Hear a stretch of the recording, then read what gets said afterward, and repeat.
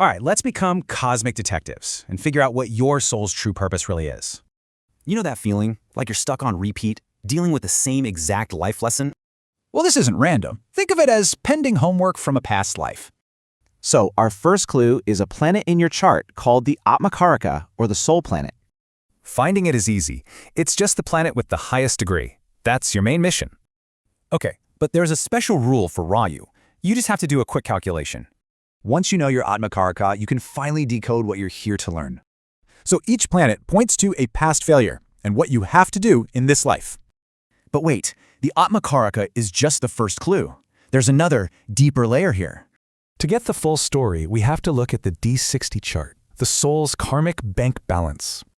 This D60 chart is like a secret file. It holds the backstory, specific curses and debts. So how do we find them? We use the Lord of the 9th house from your main chart. Now, a real curse only counts if that 9th Lord is hit by 2 or more malefics. And whichever planet is with your 9th Lord in that D60 chart reveals the exact curse. So, what's the point of knowing all this? Is it just to accept your fate? No way. It's more like anesthesia against the pain. It gives you the strength to get through it. You can't change the homework, but you can gain the awareness to finally complete it. So now you know your homework. The real question is, how will you take the exam?